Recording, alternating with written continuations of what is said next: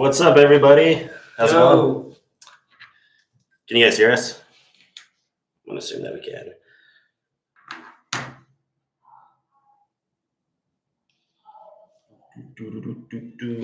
Write in the chat if you guys can hear us okay. give us a poop emoji.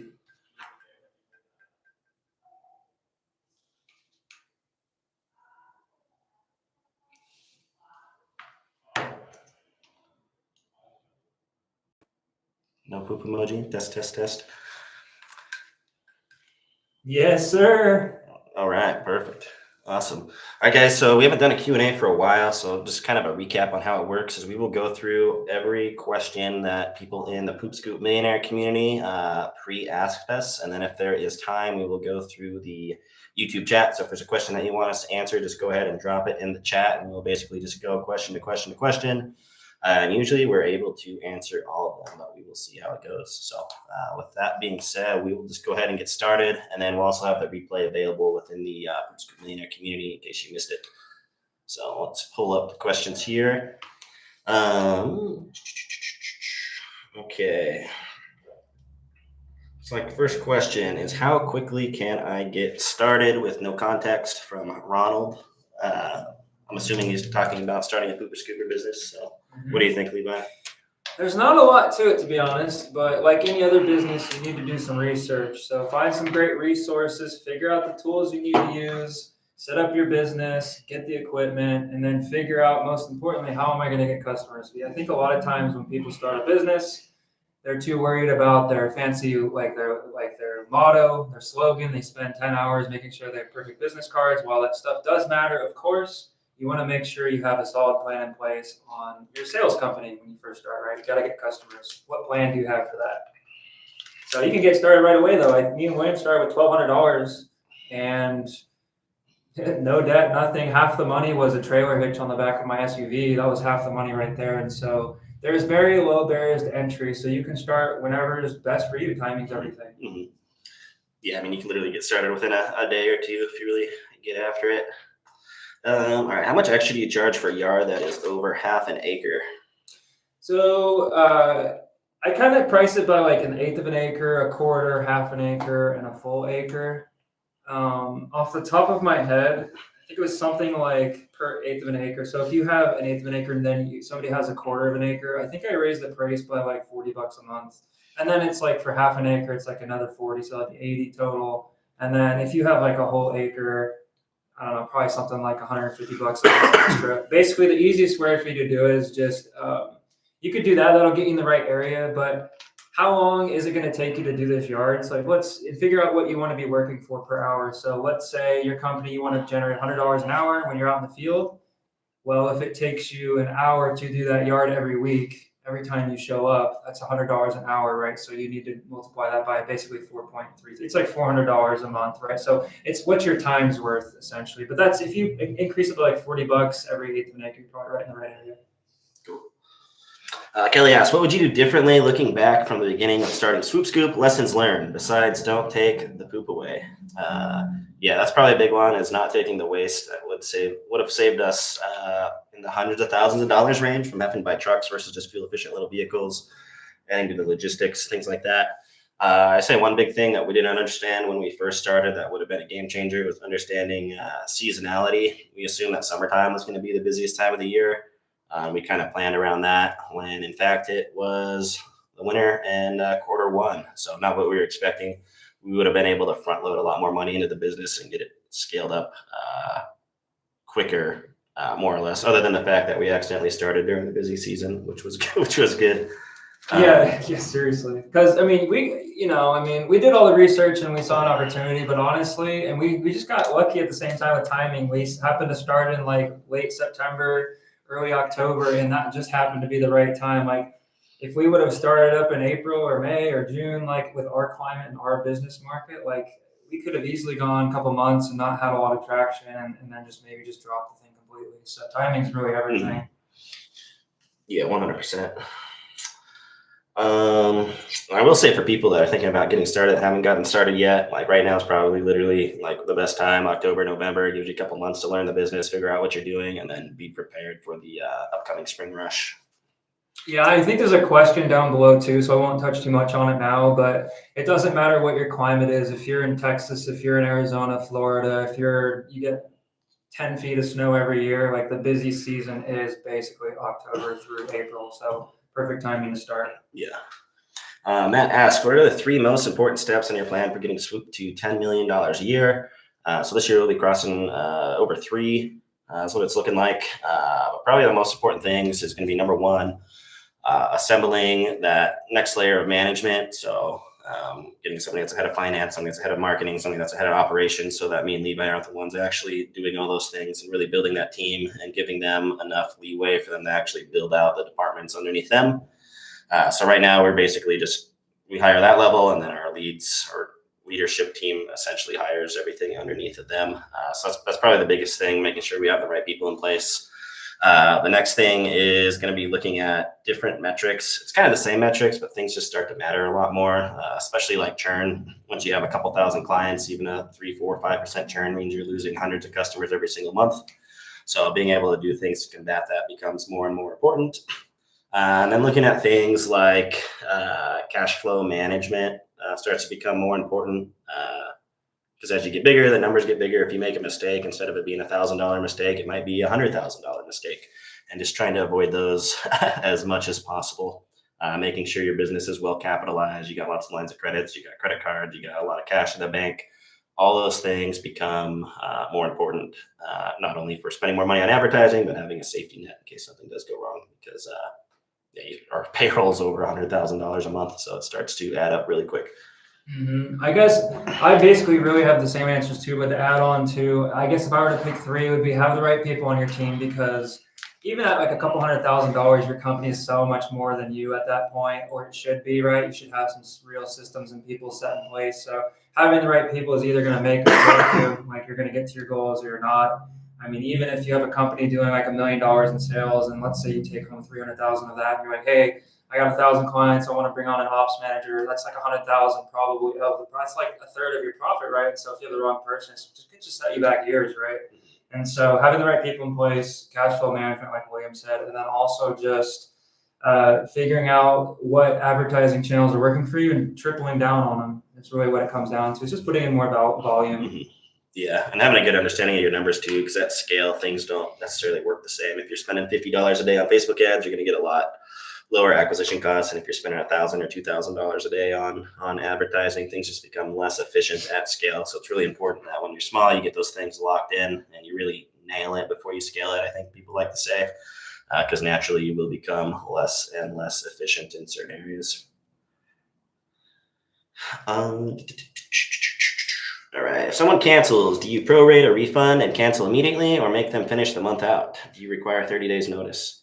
Great question, Tanner. So above all else, I really try to not have to prorate and give a refund on, like, let's say we're halfway through the month, right? And they pay month to month. They're like, hey, we got to cancel. It's not in the budget right now.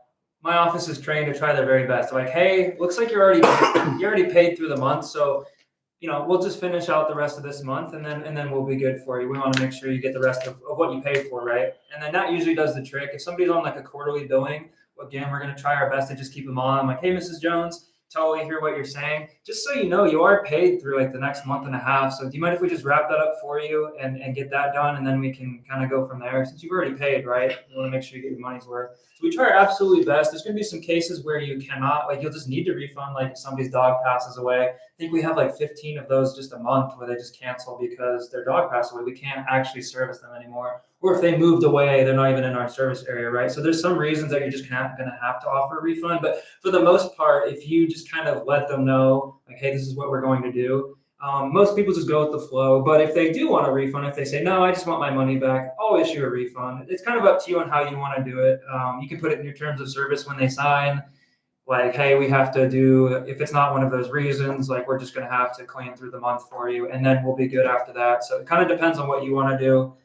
But for the vast majority of people, they already prepaid with us, so they understand. It's just like, okay, or at the very least, if they really have to cancel right now, I'll say, hey, do you want to just have a credit on your account? Like, it sounds like you want, it's April right now. It sounds like you want to get back started up in October. You have a $150 credit on your account. So when you come back, I'll just set you up in the system with a credit. So there's some things you can do with it. Yeah, 4%. All right, so this question I will summarize, but essentially Kelly is asking how spring rush works in markets that don't have snow melt or aren't as subject to as much weather extremes. So we got a long thread here, but the owner of Sweep and Go probably has more data than anybody. He dropped a couple interesting pieces of information. So for Texas, California, and Florida, March is the best month, so which kind of lines up right with us. Either February or March are typically the best months for us when there's snow melt. Texas is the state that gets the most signups overall, which is kind of interesting. Florida gets the least signups overall, also interesting. And the fact is, looks like the number of clients increased across all states over the last 12 months. So year over year, the industry is growing in every single state. So that's cool to know. I think that lines up kind of with what we've seen ourselves. We've talked to a lot of scoopers across the country, and typically that first quarter of the year is going to be the busiest for a variety of reasons. One, the worse or the colder the weather gets, the more likely people are to not want to go outside. Also, a lot of advertisers push pretty heavy during the fourth quarter for Christmas or the holidays. A lot of people pull their advertising budgets back, and your CPMs, if you look at like Facebook, will actually be a little bit cheaper during the first quarter of the year, so your money goes further. So I think all those things kind of come together and just kind of set up the perfect storm for the quarter one being the busiest time.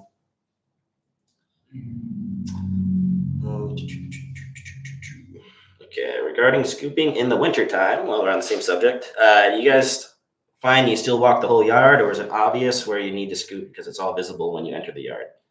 Good question. So this is a very important thing to make sure your procedures are set up correctly, especially if you get a lot of snow like us in certain markets. And so long story short, we'll come out, we'll do the best we can. This is what I tell the customer. We're going to come out, we'll do the best we can. We'll get whatever's on top of the snow. And throughout the wintertime anyways, there's probably going to be some intermittent melts. And so you're going to get your yard cleaned up throughout the wintertime anyways.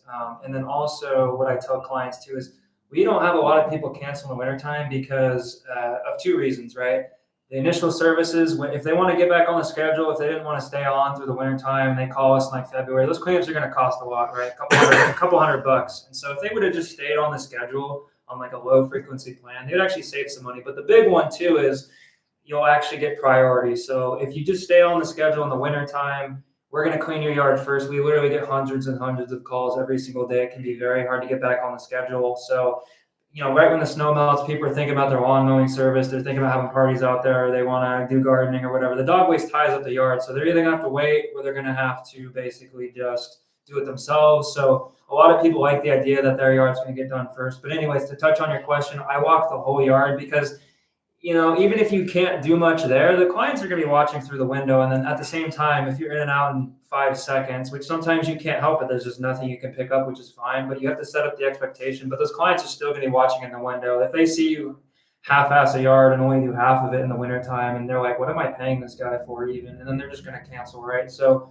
right about now in October, for my friends who have snow in their requirements, I send out like a giant newsletter just letting everybody know, our current clients, how it actually works in the wintertime, because you don't want people calling right when snow hits and having 100 people cancel. You want to educate them before and set the expectation like, hey, dogs do their business all year long. That's why we do too. Something like that, right? Awesome. Can you guys give a more detailed breakdown on your expenses and where all the money goes? I know from a high level, around 30% goes to labor and about 30% profit margin at the end. What are the rest of that 40%? Ideally, if you don't mind going line by line. I don't have the line by line, but we can kind of go over kind of some general principles. And this is also going to vary greatly depending on the size of your company. If you have 100 customers and you're doing all the work yourself, you don't really have that many expenses compared to people that have offices and admin staff, all that kind of stuff. So I'd say other than labor, probably the next biggest expense is going to be most likely marketing, kind of depending on what stage of business you're at. If you're first starting off, you could be spending 10, 15, 20, 25, even 30% on marketing just to get things up and going. And once you have that recurring subscriber base, maybe that drops down to 3, 4, 5, 6%. It's just going to depend on your business and where you're at and how aggressively you want to grow. Probably the next biggest line item after that is going to be admin staff, which you won't have until you're getting into a couple, 3, 4, 500 customers, most likely. So you're going to have to start paying for either a VA, you're going to have to start paying for a customer service rep. And eventually, once you get to our size, you're going to have ops managers, you're going to have supervisors for each location, you're going to have an office manager, you're going to have sales reps. So that's probably the next biggest chunk is coming out. This is kind of your admin overhead staff. And then from there, obviously, you have things like health insurance if you offer that. You got vehicle insurance, which gets pretty expensive. I think we spend over like $7,000 a month just for our liability almost insurance. 10,000-ish. You got trash bags, you got like GPS dash cam softwares every month, you got your CRM software. I mean, there's so much stuff. It's like it's never like the 5,000 things. It's always like they you get 500 a month at a time, right?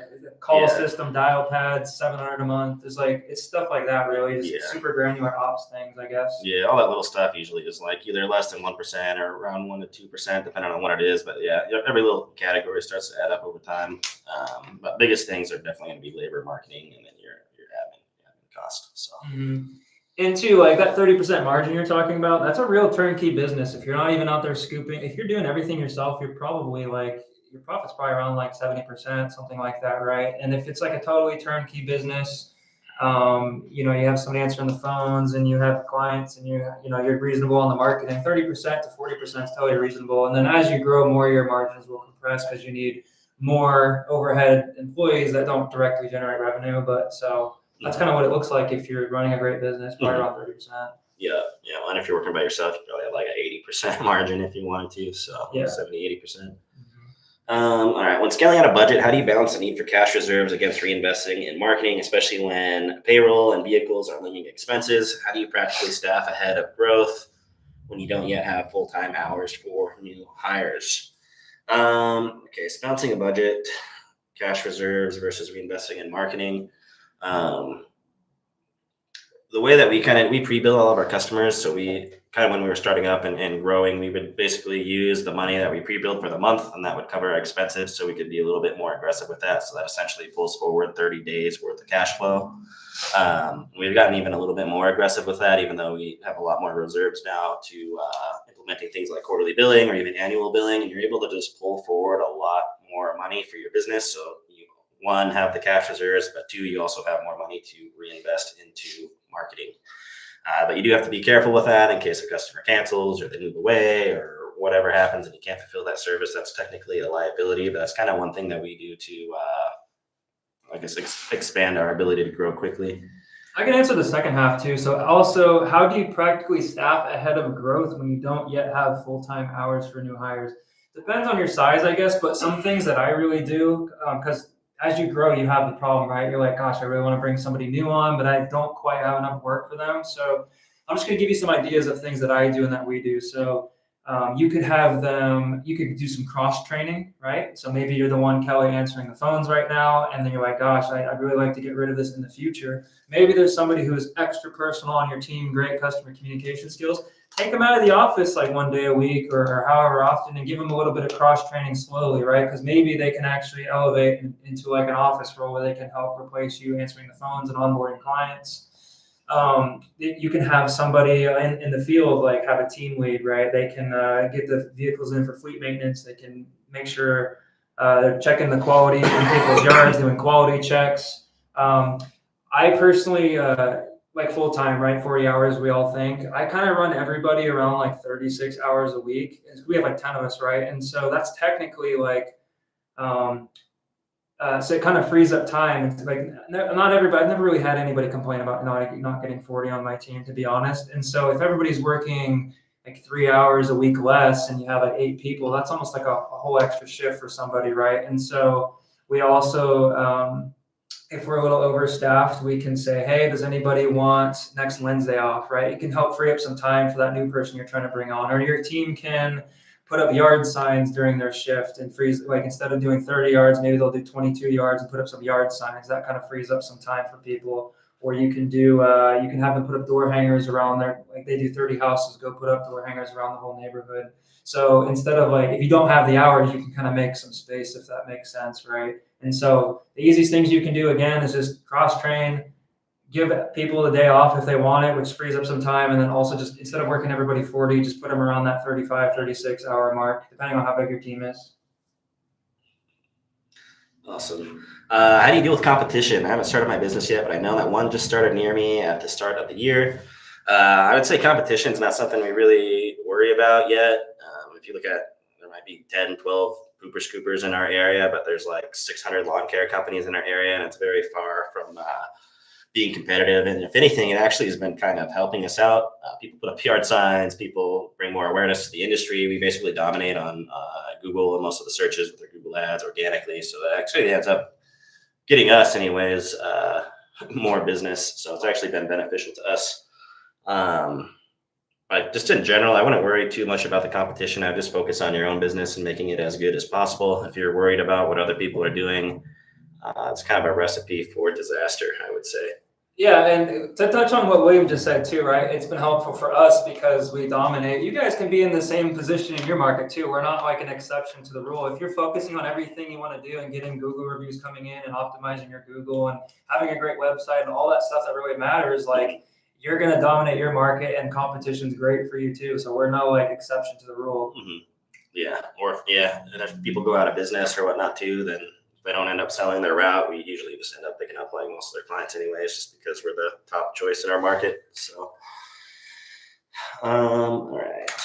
What point of your business do you start paying yourself? When a person starts paying themselves, how much do they pay themselves? Is it salary or hourly rate? Is it 1099 or W-2? I don't think you can pay yourself a 1099. Well, let me go to the first question. When did you start paying yourself? I don't know. When did you start paying yourself? I think it was like 6 or 7 months in, like it just started booming out of nowhere. And like we started with $1,200, like I said at the beginning of this. And like, so, the initial cleanups were basically funding itself. We were getting customers for like $60 or $40, and the initial service was $120. And we just were, because we started right at the beginning of the rush, right? So basically after rush, we kind of started paying ourselves. But I guess my opinion on that, if you were to ask me too, I think if you're just starting out, I think you should, even if you're paying yourself a little bit, I think you should just make sure you have some kind of routine going for yourself. So you make sure that you're seeing some of the fruits of your labor. Even if you have 50 clients, right?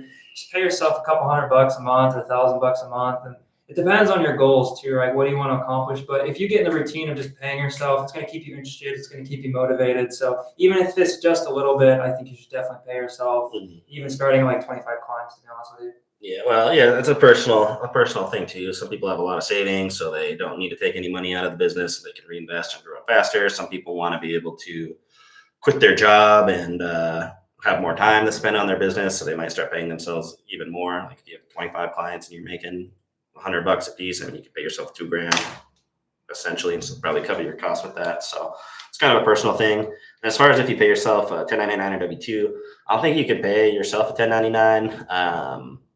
What it's going to come down to, I'm not a tax expert, so this isn't legal advice. It's going to be basically how you're set up. If you're an LLC or a sole prop versus being taxed as an S corp, you'll either just take the money, or you'll pay yourself a W-2 and then issue yourself K-1 profit distributions. So depending on how much profit you make, there's certain levels where it makes sense to be taxed as one versus the other.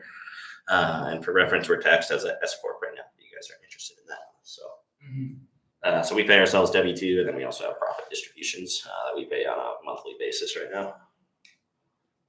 All right, can you use Sweep and Go and Jobber together? Or do you have to use one or the other? Which one is best and why? They're basically tools that do the same thing: routing, billing, managing your customers. So you probably could technically use both, but I don't see why you would, because they both do essentially the same thing. We started off on Sweep and Go just because it was the industry specific choice. That's something that we've stuck with so far. Things that I like better about Sweep and Go is going to be the customer onboarding. It's going to be the reporting. It's going to be the fact that it's actually like dedicated to the industry. But Jobber is a viable option for a lot of scoopers out there. So I think Sweep and Go is probably the most popular. The Jobber is the second most popular, and then everything else is kind of third. Yard Book. There's Service Autopilot. There's a couple other ones out there that people try out, but it just comes down to why would you want to pay for two softwares if one does the job, and then you're consolidated under one roof, and then at the same time, like just do the research and figure out what's best for you off the start, so you don't have to use two. Yeah, other softwares you might look to bundle in are things like either Easy Text or MailChimp or more marketing type softwares, Go High Level, those types of things you could use in conjunction, but you wouldn't use Jobber and Sweep and Go together most likely. for any reason I could think of. Curious about different payroll structures for techs and office help. Can anyone give us a breakdown of what actual numbers or how they pay staff? For example, how much are bonuses for attendance? How much are bonuses for quality of work? And how much are bonuses for quantity of work? And if you do a flex pay, how much is the hourly pay? Are benefits included with flex pay? If you don't have flex pay, what's working for you? Please give numbers. Okay, so payroll structures for tech and office help. It's been kind of like a 6-month project, but we're going to be switching over to paying the technicians per yard. So they eat what they kill, right? Which I think is going to really help because they can make a lot more money essentially, right? And so for the technicians, we want to basically roll out a bunch of incentives across the entire company where everybody has the same goal, which is like, we want to grow as much as possible. And I think William can touch maybe more on how that structure looks like. Yes, right now our scoopers are paid hourly, but like Levi said, we're moving to a pay per performance. It's not necessarily going to be a pay per yard. It's going to be paid based on how much actual gross revenue they're able to generate. And the way this is beneficial is because essentially if they get more yards done, they generate more revenue within their shift, they're going to earn more money. And we're also not going to need as many employees. We're not going to need as many trucks. So it's actually going to end up saving us money as well. And then if there's callbacks, things like that, they have to go back out of their own time, and that comes out of their performance pay. So not only are they incentivized to get a bunch of yards done quickly, they're also incentivized to not screw up because they're going to have to go back and reclaim those yards. So depending on your size and kind of where you're at, that number is going to change. But for us, I mean, we're probably going to be in like the low 20% for our expense. I know somebody mentioned 30% earlier, but I think we can really squeeze that down. As far as office staff goes, most of them are salary. During the spring rush, we'll have like bonus attendance, things like that. We'll have sales bonuses, or if we hit a certain subscriber goals, we'll have bonuses for that. So that could be anywhere from a couple $100 to a couple $1,000, depending on the role and position.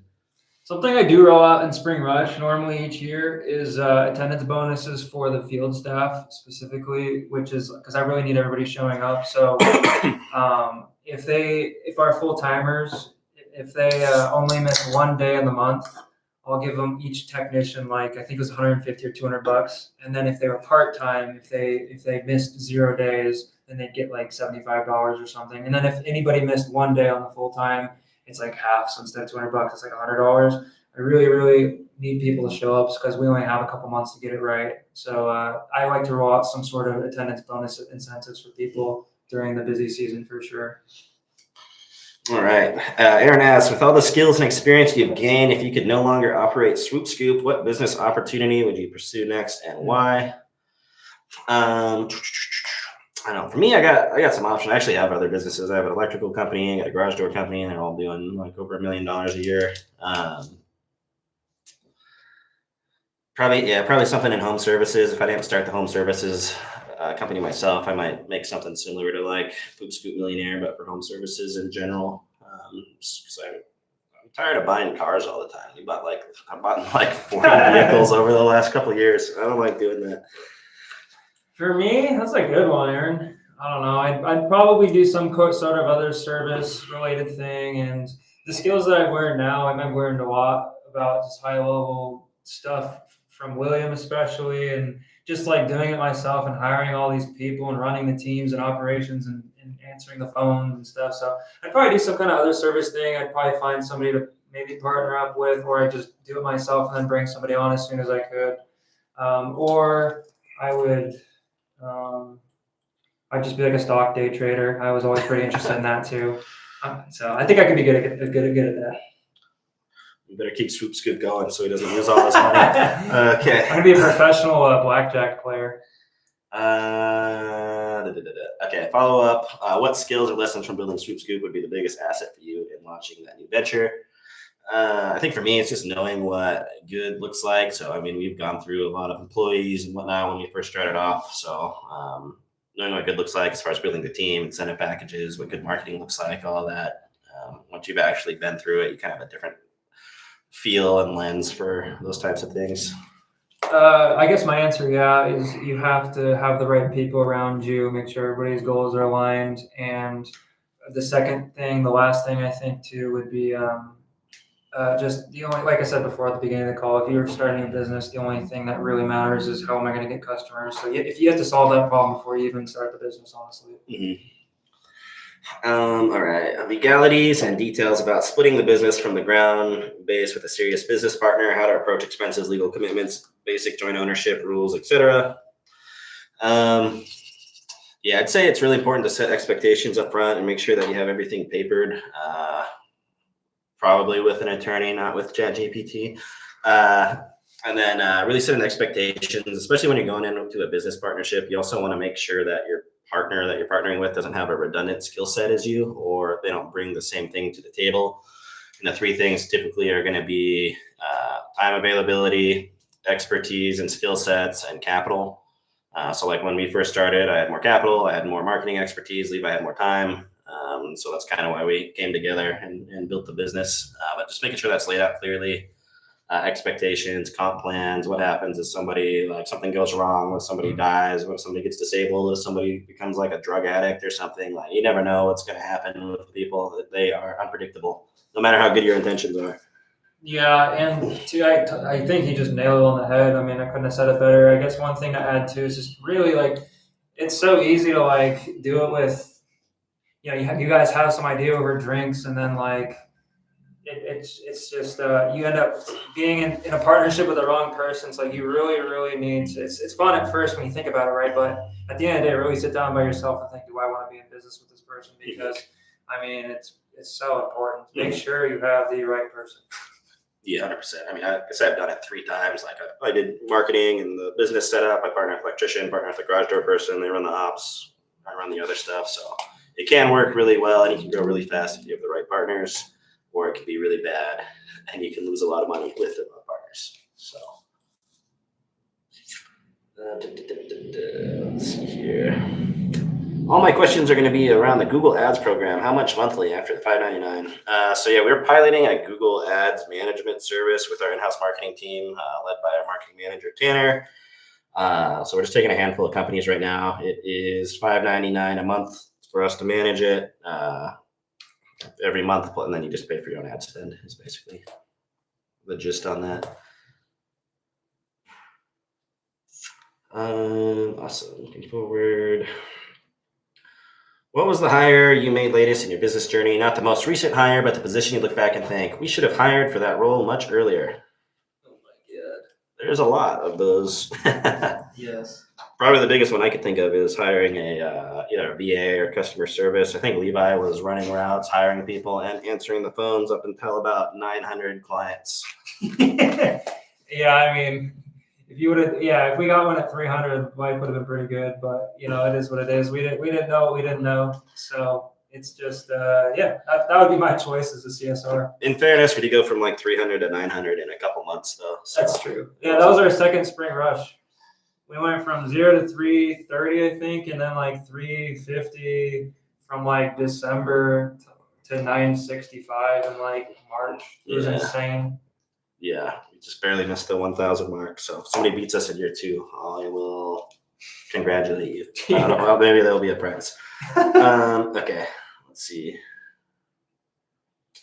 If you could do it over, how much earlier would you brought that person on board? 300 clients for me. Yeah. I'll let Levi answer because I didn't have to do any of that stuff. I just poked some buttons on the ads and the clients came in. Well, if you do the math right, let's just say you're not spending a ton on marketing. Everything's like standard. If you have 300 clients at $100 a piece, that's $30K a month for the business. And then, just have like 30% margin. You can probably pay yourself around like $9,000-$10,000 a month with like everything turnkey. If my math is correct. Mm-hmm. So. What steps do you take to regularly assess the effectiveness of your leadership team just beyond business results? How do you know if you have the right people in those seats? Beyond business results. So for leadership team, basically all of them will have metrics that they're accountable to. So like operations manager is going to be like gross margins, marketing manager is going to be like customer acquisition costs, sales velocity. Finance is going to be like overall profitability, reducing waste, those types of things. So I think that's kind of the main thing that we look at. Other thing is that we want to make sure that we hire people that kind of fit in with the culture that we actually enjoy spending time with.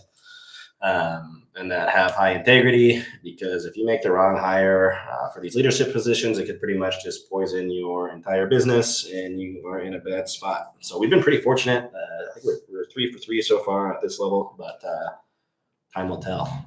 But how do you know if you have the right people in those seats? You spend a lot of time vetting and interviewing a lot of different people to make sure you have the right person. Mhm. So like, yeah, we could say we've gotten lucky, but we also talked to a lot of people. We did a lot of research, Mhm. and like we were very specific about what we were looking for. And you can even talk about that with Pooper Scoopers too, right? Like if you just hire anybody, chances are it won't work out. But like if you actually are upfront and invest your time in like screening people and talking to people and making sure it's like a two-way street when you interview, right? Like they gotta make sure it's right for them too, not just let's get them in the door. I think they're good. So if you do that, then everything will just fit into place after that. Mm-hmm. Yeah, 100%. And if you don't have a lot of expertise in a particular role, like I'm not like a CFO or a controller or like a finance person, you just want to interview a lot of people, and you'll start to pick up patterns when you're interviewing people on like, okay, these people seem the most competent, and they all said kind of the same things, and you can really start to whittle it down. So first role we hired was ops manager, which Levi had experience in. Next one was a marketing manager that I had experience in. So it was pretty easy for us to flush out people that just like didn't know what they were talking about. But as you start to hire some of these more specialized roles in like finance or HR or legal, eventually anything like that, really the way to maximize your chances of success is just through volume and just doing a ton of interviews. Mm-hmm. What was the real origin story behind PSM? And to be candid, please don't answer from an altruistic perspective. What was the plan to educate others to devise the market so Swoop Scoop could scale more easily? Is there potential private equity role play? Or does teaching others actually have higher income potential than focusing on Swoop Scoop itself? Or is it something else entirely? So kind of how PSM came to be originally is I did a podcast with Erica Krupin a couple of years ago. I had dozens and dozens and dozens of companies reach out to me that wanted like one-on-one time with me, which I didn't really want to do. I just threw out a crazy number. Okay, I'll talk to you for like $1,500 a month for like a couple hours. And I think I ended up making like 20 grand in like a couple weeks. But I just did not like doing one-on-one coaching. And I had followed Alex Ramosi at the time. School was coming out, so I figured we'd give this thing a shot, just kind of see what would happen, maybe get a couple hundred of the kind of more experienced scoopers in the group just to share some expertise, put a little bit of a charge paywall behind it so only serious people are in there. And the thing just took off kind of like crazy. So that's kind of the origin story. And then a big production company reached out and came out and filmed William, and then it kind of just took off after that. Mm-hmm. Yeah, a big production company. I've talked a lot. We were on Cody Sanchez. I was on Alex Ramosi's YouTube channel. We were on the Upflip video. I even talked to Graham Stephan on the phone. So there was like, yeah, it was pretty crazy, just the interest in the industry in general. As far as like the future plans, we'll see. We didn't really want to franchise or anything like that. I didn't feel like franchises really provided a lot of value, and we could essentially give people the same thing for, I don't know, 50, 60, $69 a month. Essentially, they can get the information that they need to get started. So, when I first started too, like there was no resources. You had Erica's channel, which is absolutely fabulous. But what really made me get started, I read a book.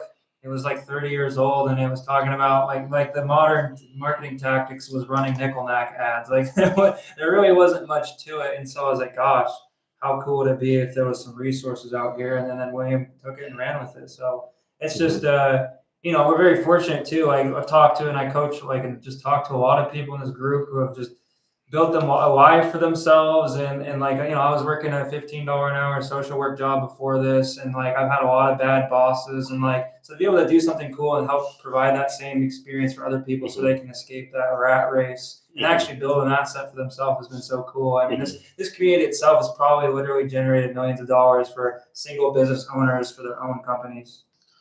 Yeah, no, it's been awesome. And I think just the more mainstream we can make the service, the better it's going to be for everybody, because there's going to be more people searching for it on Google. There's going to be people responding to more ads on Facebook.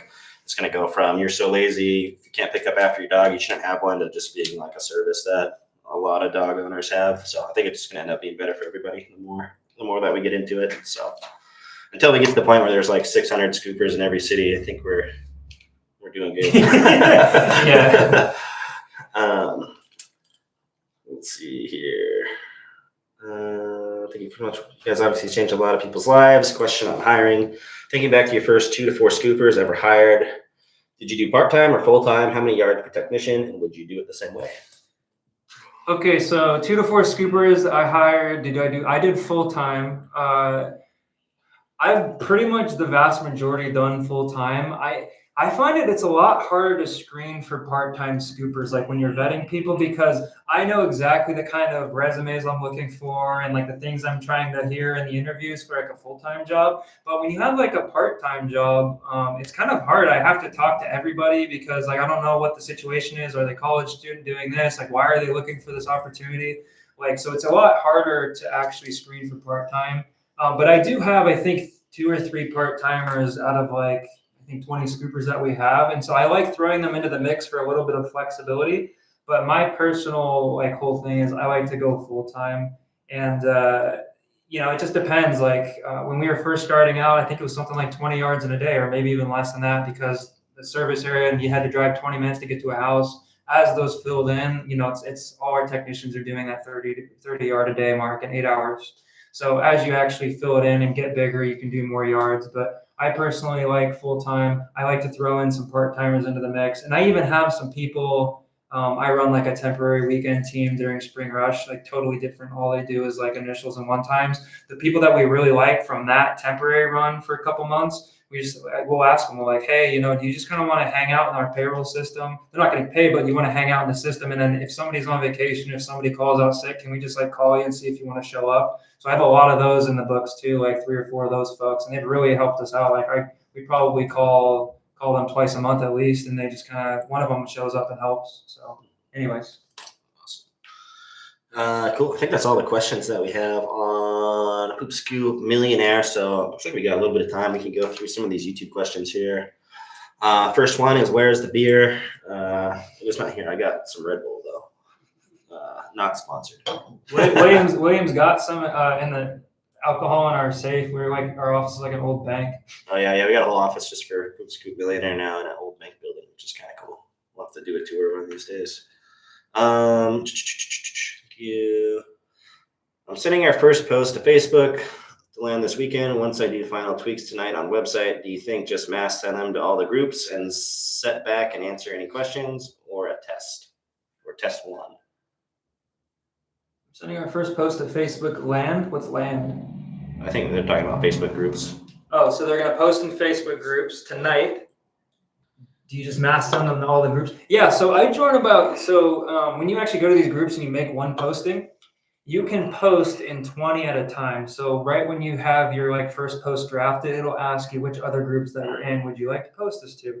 And when you join these groups, just make sure that you look at the rules. Business postings are allowed, right? You don't want to just spam something that's not allowed. So join the qualified groups. I send 20 at a time. It takes like 30 seconds. You only have to make one ad, and then you can auto post in the 20 others. And then I do that twice. So I join about 40 groups, 39 groups, so I can just do it twice quickly. And then I also post on the marketplace.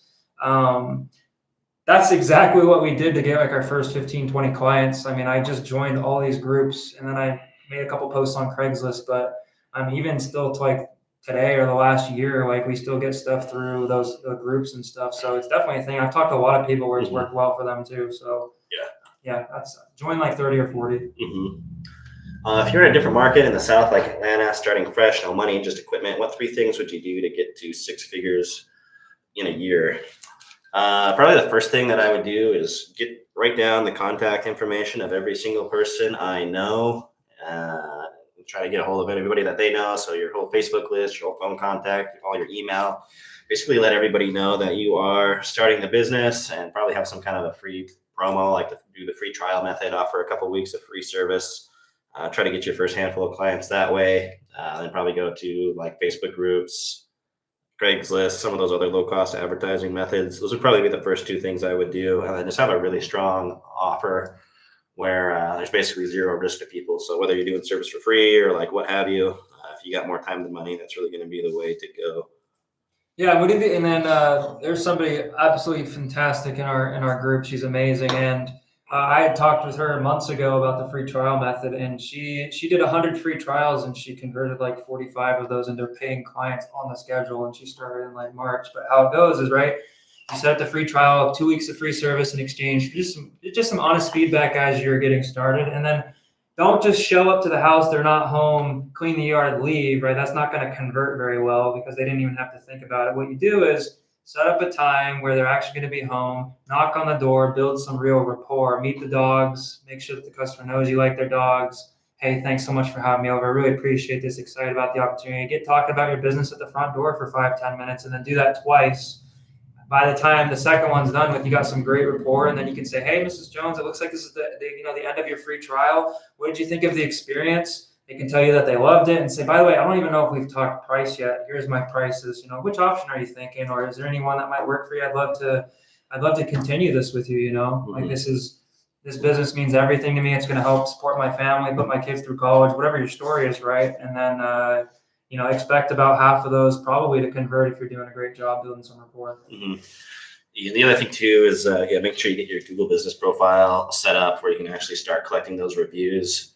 And if you do have the skill set or ability to build a website, I would do that. And if you're in a bigger market like Atlanta, for example, maybe just build your website around a couple neighborhoods because location is going to be one of the top ranking factors on Google. So if you have that like local proximity, you might be able to outrank some of the bigger competitors in those like specific sub neighborhoods potentially. So just as a quick tip, if you're competing against bigger companies. And then one other thing too, when you actually get clients, even if you got 4 clients, right? Go to those clients' houses, clean their yard, and then when you're done, go knock on the houses in the neighborhood and just introduce yourself. Let them know that you're the guy that services their neighbor. You're the guy for that neighborhood. You just wanted to let them know that you exist if the need ever comes up, right? It's so easy just to forget about like, oh, I don't have any leads. Well, you have 4 clients, and that's probably like 65 houses. And it's already kind of warm. Like you're the guy that does the neighbor's house, right? And so you can create something out of nothing by doing that too. Question is about initials. I plan on just billing people 30 days after they have paid instead of on the first. Would the initial price be different versus what they would pay monthly? Questions about initials. I plan just billing people 30 days after they've paid. So a month after instead of on the first. So he's talking about postpaid, like a month? Yeah, postpaid. Do you charge the same price for your initial as you do for your first month? I think is what I'm reading from there. The initial price be different versus what they would pay monthly. So yeah, we have like flat rates for initial cleanups. Like on the off season, right, it's just free initial services. But like during the busy season, like if they have 2 dogs, it's like $100 or something for an initial cleanup after the snow is melted. You want to help me on this one, Will? I guess I'm having a hard time. Yeah. So in short, the initial price would be different. We either do it free or we have a flat rate. That's anywhere from $100 to $200, somewhere in there for a flat rate, depending on number of dogs, things like that. Versus our monthly price would just be based off of our number of dogs and service frequencies. So yeah, those prices typically would be different. One thing I want to mention too is you can run your business however you want, but I think if you post pay stuff, if you do services and then charge afterwards, like I'll give you an example. 2 days ago or whenever the first was, we billed all our clients. We expect 5 to 10% of those invoices just to fail. I had over like 200 failed invoices prepaid. The same amount of invoices would have failed. It doesn't matter if I did the work or not, right? And so it's easy for us. If they don't pay, I just pause their account and try to get a hold of them, and I don't clean, right? But if you did a month's worth of work, if you do work and then charge, those 200 invoices are still going to fail. And at that point, you're a collections agency. Not very fun, especially since I have like 10 people every month that don't even get back to me. We hit them up every single day until they get back to us. So if you just really consider your post-paid stuff, and if that's something you want to do. How do you get customers in areas where there's little interest in scoop services? So our area had no interest in scoop services when we first started. So you got to find marketing that gets the message out in front of people. Less so on Google, but it is important to make sure you do have a Google presence. But things like Facebook ads, yard signs, truck wraps, cold calls, door knocking, Facebook groups, all those things where you actually like interrupt people and present the service to them, because typically the reason is that there's no interest in it is because people don't know that it exists. But if they did know that it existed, there are a lot of people that would happily sign up because dog poop is gross. And remember, right, 44 or 45% of households own a dog. That's a lot of people that we can get in front of. And so what's nice about the scooper industry, right, education is usually the most important piece when you're selling. Like, here's why it's important to have insurance, or here's why it's important to have a realtor. We don't got that problem. They know they have a dog poop problem, right? So we don't even have that hard part of the sales. We just have to do three things. We have to be visible. We got to make it easy for them to sign up. And we just have to go out and do a great job. It's like three things. Mhm. Yeah. What are the big hairy problems you guys are experiencing at your size? Big hairy problems. I mean, honestly, it kind of is feeling like the bigger that you get, the easier things get. Just because you have more people that are intelligent in the company that can go out and actually solve problems. Um, Big hairy problems.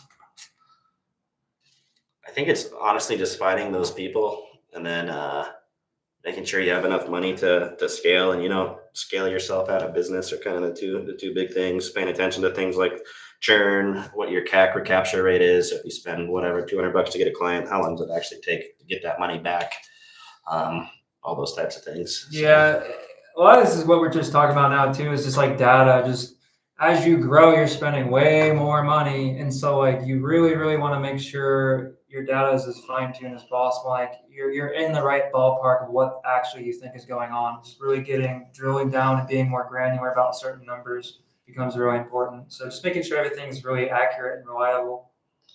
So, shout out to Max. I think your camera's messed up. All I see is two goats on screen. There can only be one goat.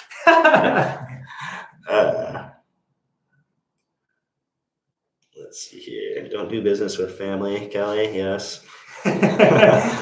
What's up, Sweep and Go?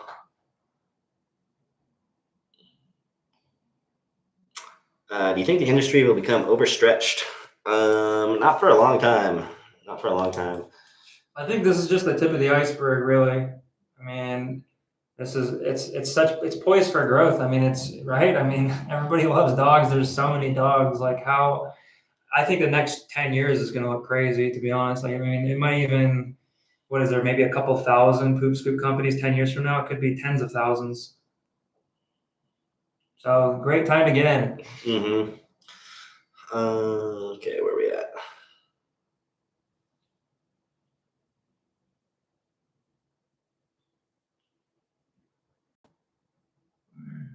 Go up, maybe. Sorry, guys. Goats. Maybe I skipped one. Okay. Do you run ads based on the routes you want to fill up? Kind of. So when we open a new location and we're just advertising in general, I typically will just advertise to our entire service area and let the ad platforms get us the cheapest acquisition cost possible. But with that being said, if there's like areas that we want to focus on improving density, then we will specifically target them. Not just with like online ads, but with like yard signs and other things like that. How aggressive was your marketing spend when you had a huge jump in membership? We didn't spend a ton of money in the first year. Let me think here. Yeah, I guess it was kind of a ton. We probably spent what, 15 to 25 grand the first year, going from zero to. We spent. I could look it up. I have it real quick. So yeah, That was like for the second year. That was like year one. File on the tax return. We didn't spend much at all. Yeah.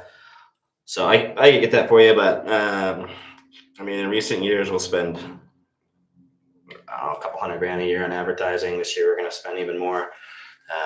So honestly, it really comes down to your customer acquisition cost to customer lifetime value ratio, and just how good that is. So if you get a customer for $100, they're worth $2,000 over time. You got a 20-to-1 kind of a ratio. So the higher that ratio, the better off you are, and the more money that you should spend.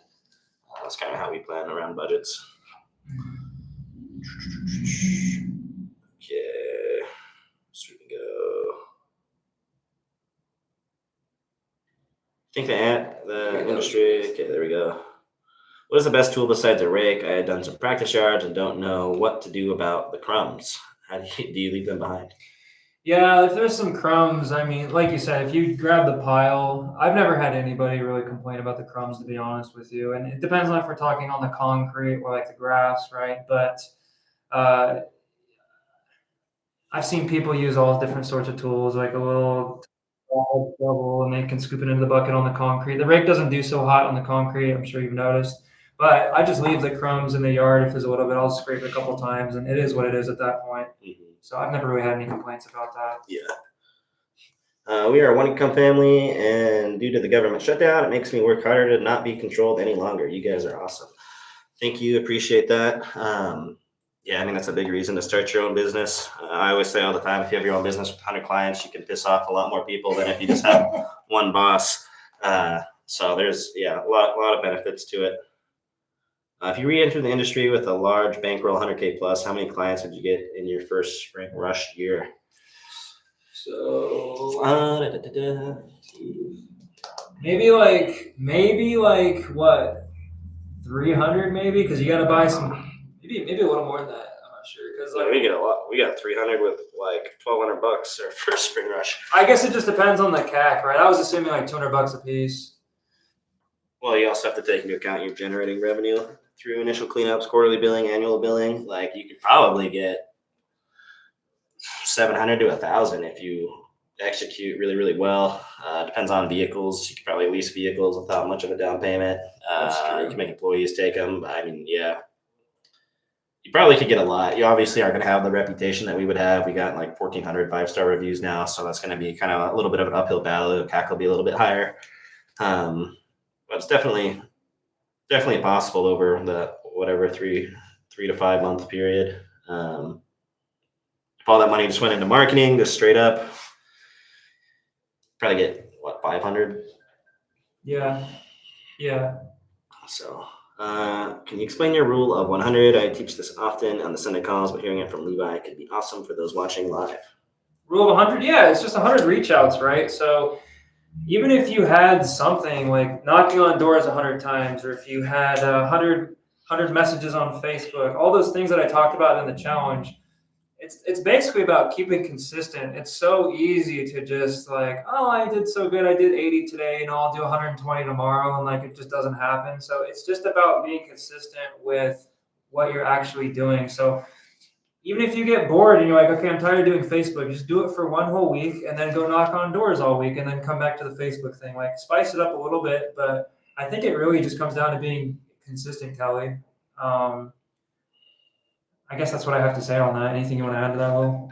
Yeah, it doesn't necessarily have to be, just 100 action of any kind, where they spend $100 on ads, doing 100 reach outs, doing 100 cold calls, like whatever it might be. That's just kind of a general rule, but just is basically enough reach outs to start getting some information, start getting some data. So if you do that all week for a week and you have 700 reach outs and you only got whatever 3 clients, you're going to have to do like 2 or 3 times as much volume as the rule of 100 to get to those results. Or if you get twice as many as you thought, you may not necessarily have to do as many to get a client. But I think people just generally underestimate the amount of effort that it takes to go out there and get customers. It can be easy if things are set up well. Or I will say it's simple, but not always easy. But yeah, if you don't have money to spend and you're not doing the time, you're just not going to get the clients. So yeah, there's a term in sales too, Kelly. I think you were in corporate sales. You said it's like you got to dig the well before you're thirsty. What it basically means is that when you're doing these 100 reach outs, even if you're like, oh, I didn't get any clients off these 100 people, oh my gosh, you're building your pipeline because you never know when you're going to get somebody reaching out saying, hey, I thought your service was stupid at first, but I busted my shoulder and I have to have surgery and I can't actually do it now myself. Now, can you guys come out for a couple months? And then they just never cancel, right? So like you could get a random phone call a year from now or 6 months from now. So it's just like from that one reach out you did. And then that blossoms into 4 more clients because they told their friends about you. So you're basically building your pipeline now. That's what that kind of whole thing means. Mm-hmm. How much recurring revenue did you have before you felt comfortable paying yourself a full-time salary? Well, you're making full-time salary after the first year, right? Like 30 grand. Mm-hmm. So it just depends on your personal situation. If you're doing all the work yourself, you could make a full-time salary pretty quick, like around 50, 60 clients. Ask/tell Sweep and Go to allow for additional services to be purchased without entering number of dogs. I have to enter dogs on their platform if they only want to add on, and no Scoop don't work. We have no control over what Sweep and Go does, but I think they're on the call, so so they now know about it. Other thing about Sweep and Go is if you do have some development expertise, you can build your own funnels and connect it to Sweep and Go. That's something that we've been working on ourselves just to be able to test out different things. So if we get that dialed in, it might be something we can share with people too that connects right in with Sweep and Go. Thank you. Oftentimes, 100 scares people. Yes, it can be overwhelming. This is from an earlier question. Yeah. Some prepay. You want to read it and answer? Someone prepay instead of charging them a fee plus the prorated amount because you charge on the first of every month. I would charge them immediately, then every 30 days. You charge them the first of every month. I think I see what you're saying. I don't really see anything wrong with how you want to do that, Lewis. I started 3 months ago. I feel stuck around 12 customers. What were your biggest growth levers between 10 and 100 recurring customers? Is it as simple as survive until spring rush in the Midwest? If you can survive until spring rush, it's going to be a lot better. I mean, we have months where we go from getting 30 clients a month over the summertime to getting over 300 clients a month during the spring rush. So it kind of sucks to say. You definitely can get clients on the off season, but it's going to get a lot better if you can survive the spring rush, which is coming up almost right now. We're starting to see things pick up in our market in the Pacific Northwest right now. It's October. Things just started getting colder. So we'll probably start increasing the marketing output and start increasing the marketing spend, and you're going to start seeing a lot better results from now until the end of the year. And then going into quarter one, things are going to be a lot better. But essentially starting in the middle of summer is like the worst possible time to start. Not impossible, but not ideal. Can you speak to Go High Level? And is that a great tool for the Pooper Scooper business, but you guys are not affiliated with them? I get this a lot. Yeah, I think Go High Level could be a good option for people. We're not affiliated with them or anything. We don't get any kickbacks. Probably the downside to Go High Level is it can be really complicated to set up. So we are actually working on our own software that's going to make things a little bit simpler for people. So you'll be able to have your website, do the basic remarketing, have some funnels, kind of that somebody else mentioned. Just try to streamline things and make it as easy as possible with just a couple clicks versus having to go in and set up all these different data streams and making sure everything works correctly. So, have any of your employees been bit by an aggressive dog like a pit bull? Is it a good idea to tell your customers to keep the dogs inside before you scoop the yard? Ooh, this is a hot topic. Okay. Yes. I've been bit personally like 5 times. But if you ask any pooper scooper, right, they're divided between, oh, should the dogs be outside? Should they not be? I know a lot of people that have dogs outside. I know a lot of people who have dogs inside. But 100% of the dogs that aren't nice or that aren't comfortable with a stranger being in the yard, even if you have dogs outside, those dogs have to be inside, right? That's also why we shoot the 60-minute heads-up text message or phone call so the customers know when we're coming. I even have some clients that have to drive home from work to put their dogs up because they know we're coming, right? So people really depend on that. Long story short, though, my philosophy is that, I have the dogs outside if they're friendly, because there's a lot of people who cannot lock their dogs up all day or they don't want to. And I don't give any sort of arrival time frames when we're coming. We just text them when we're coming. On the other side of the coin, too, almost every single dog bite, even myself, that I've personally had over the years since I've been out there scooping, like, they were all dogs that were, the customer knew I was coming. The dogs were supposed to be inside. They already knew the dogs were going to be inside. And then, like, the 6-year-old lets the dogs out on accident, and then I just got bit anyways. It wouldn't have mattered what the outdoor-indoor policy was, right? It's just accidents happen, right? You're never going to be able to prevent all that. That being said, you might be able to prevent more accidents if the dogs are supposed to be inside. I'm not sure because that's not how our company runs. But I don't personally want to miss out on all the market share of like those people that can't leave their dogs inside, right? Like the friendly ones could be outside anyways. That's like one of the best parts of the job to me. I have so many cool pictures and like stuff of just like amazing dogs I've met along the way. And like if you're having a hard day, it's a real morale boost for your team if they can just pet the dog for 5 minutes and then go on to the next one, right? So that's my opinion on it. Good question, though. Yeah. I also, I think, what do we get, a dog bite like once every like 18,000 yards that we clean? Yeah, something like that. So we've cleaned 240-ish thousand yards. So we kind of got a good data point around that. So it's pretty rare, but it does How do you handle yards with leaves or tall grass? Do you have any expectations set for customers to have clean yards, or do you take care of it? Good question too. I mean, I've seen companies with like your grass has to be 1.5 inches at least, or we blah blah blah blah blah. I come from the school of thought of like, and we get a lot of yards though in the summertime. I'm sure you guys have seen it too. The weeds are like up to here. You're like, oh my God, what is this, right? But for the leaves, I can't guarantee a full and thorough cleanup if there's leaves out there. I'm just gonna see what I can scoop, and then I'm moving on, right? And then, if the customer complains, I'll just let them know what the situation is, and then I'll say, hey, I can probably find a leaf guy to come in for you. Do you want me to? And then I'll actually, I'll call around and see if I can get somebody to give her a quote. And then if she doesn't go with it, I kind of do what I could, right? It's not really on me. And then with the what was the second part of it? I had something else I wanted to say. How do you handle yards with leaves or tall? Oh yeah, with the weeds and the tall grass. You don't have to have all those kinds of rules, honestly. I'm just gonna move in there, do the best I can, get out of there quick. Because if some people's yards look like that, like I'm reasonably doing, and I expect my team to just do reasonably what you can, as long as it's not like a safety hazard. Like we'll just go out there and clean it. And chances are, honestly, if your yard looks like that, they're not even checking. Not to say I'm not saying do a bad job. I'm just saying like we can only reasonably do what we can do, right? And so I don't even get complaints on those kinds of yards. So it just takes the same amount of time for me anyways. I'm just gonna move on if it's not reasonable. Yep.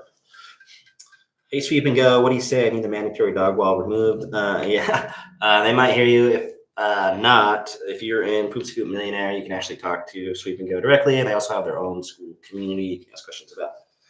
I have $1,000 for ads. Should I spend $50 a day for 20 days or $100 a day for 10? It's going to be on Facebook ads. Honestly, if you have the know-how, I would prefer to spend smaller budgets on Google just because it's higher intent, your conversion rate is going to be higher. But if you were to spend it on Facebook, I would probably split it out with a smaller budget over a longer period of time. So I'd probably go 50 over 20 versus 100 over 10. You're not going to get data back as quickly, but if that's all the budget that you got, it doesn't really matter. You're not going to be able to get a ton of insights out of $1,000, but typically you'll know if something's working or not within a couple $100 ad spend. Mm-hmm. So I think that's it. We hit every single question. We'll probably leave it open for a little bit longer. If you guys want to put a question in the chat in the next minute, we will answer it. Otherwise, we'll probably wrap it up. So. Do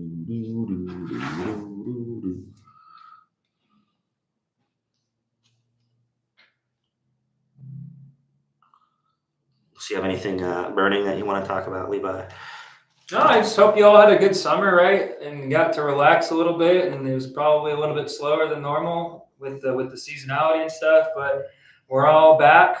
That's why we're all on this call. We're here. We're ready to learn. We're ready to grow. And we all want to double, triple our companies if possible. So yeah. I think we're at the right place here, right time. All right, we got a couple here. Who just got my first customer at my new price with zero hesitation? Thanks for all you guys do.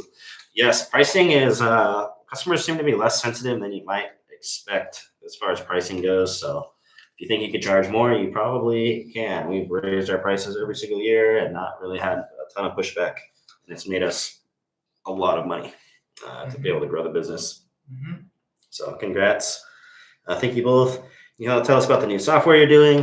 So yeah, we're just working on a marketing software just to make it as easy as possible for people to get started. As people get into the industry, they got to learn the industry. They got to figure out the pricing. They got to figure out their CRM and all this other stuff. And a lot of times things like your website or following up on leads that gets left behind. So we're trying to design a software that is super simple. You can just go on, you can get a website in 5 to 10 minutes. You could set up remarketing funnels. You could either connect Sweep and Go or another CRM. We can actually see the different steps of the funnels. You can test out different offers. Also having some simple remarketing setup. So you could set up some text message remarketing sequences without having to go into something that's overly complicated. And really the goal is just to make things as streamlined, as simple as possible. Just so people can get started and start doing that 80% of the work or the 20% of the work that drives 80% of the results. So that's kind of the goal around that. So we should have our first kind of prototype coming out this month, and people in Poop Scoop Millionaire will be able to play around with that, give us some feedback, and we'll just keep making it better. What deodorizer do you use for natural grass? We use the Yard Odor Destroyer, is what it's called. Yard odor destroyer. What do you do if you run out of daylight time and can't get to a client? Do your terms cover that? No, it's definitely happened to me over the years, of course, right? And so I think the best thing you can do, it's so easy to go into like your CRM, like Sweep and Go, and just click on, like, let's say you're not going to get 8 houses done, right? First things first, you should inform them as soon as you know. Like, nobody wants to hear at 7 o'clock when they waited for you all day, like, oh my God, you guys aren't coming. That's like a recipe for disaster. So it's easy just to kind of click those 7 or 8 boxes and then just hit actions, change date, move them to tomorrow, and then get like an auto email or whatever. The problem is most people don't check their email. You should really, if you're in something like that, right? It's not a great experience for anybody. You didn't want that to happen. They didn't want that to happen. You should really just get on the phone and just make a quick phone call to them. Just be like, hey, Mrs. Jones, I just want to keep you in the loop. I'm so sorry. So this came up or whatever. And can we do your yard tomorrow? We're going to have to come out tomorrow, right? And then just make it a little more personal. They'll be a lot less mad if there's not just some message they got in their email wondering where the heck you guys are. But do it as early as you can in the day if you know you're not going to get like 12. Let's just say you're super backlog, right? There's like 40 yards you're not going to be able to do. But maybe there's a chance you can get like 6 or 7 of those yards out of the way and you're down to like 35. Just move like 30 of them like now at 10 in the morning. So like the other like 5 people, maybe they get last minute, right? But who knows? But anyways, that's what I would say about that. Yeah. And then last call for questions. Once we get to the end, we're gonna cut it. So outside of scooping, what other services do you provide for your clients? We actually didn't provide any other services until this year. We just started adding that yard odor destroyer. Hasn't been like massive. We got over 100 clients on it, which is nice. But we've also been kind of lazy about promoting it. But it's very high margin. Only takes a couple minutes to apply, and like one jug will make you thousands of dollars, I believe. So yeah, I mean it's just kind of like free money. You charge clients the same price for yard odor destroyer and wishy wash. So we don't use wishy wash because it takes too long to apply. Labor, as I mentioned, is kind of the most expensive thing that we have. So it takes 10, 15 minutes of labor when they could have just scooped a yard. That's a higher revenue service, then we won't do it. So pros and cons to scooping cat litter. I've never scooped cat litter, so I can't really say. I'd say cons are definitely adding operational complexity. Pros, you might be able to open up a bigger TAM, total addressable market. But my preference is to just focus on one service and get really good at it. It's going to be easier to scale. You're going to have less training headaches. You're going to have less marketing headaches. It's going to make your company just flow a lot smoother. Yeah, the main thing is there's so many shiny things out there, right? Oh, I could do dog walking, or I could do this. I could do pet sitting at the same time as poop scooping. Like, just try your best to keep your eye on the ball for like 1, maybe 2 things, right? And just because it's so easy to, you're making $10,000 doing 20 things when you could have just been making $100,000 doing one thing, if that makes sense. So. Yeah. What do you use in place of wishy wash? It's called Yard Odor Destroyer. You could just Google it. I think we got some links to it in Poop Scoop Millionaire also that you could check out. I think we have some trainings also on how to apply it, sell it, those types of things. You might just be able to search at the top of the community too, just Yard Odor Destroyer. There might be some stuff that comes up. Yeah.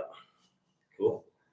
All right, guys. Well, thank you for tuning in with us. As I mentioned, the replay will be available in Poop Scoop Millionaire if you missed any of it. But appreciate you guys coming in, asking questions. A lot of good questions here. So yeah, cool. Thanks everyone. All right, everybody have a good day. Happy scooping. Enjoy.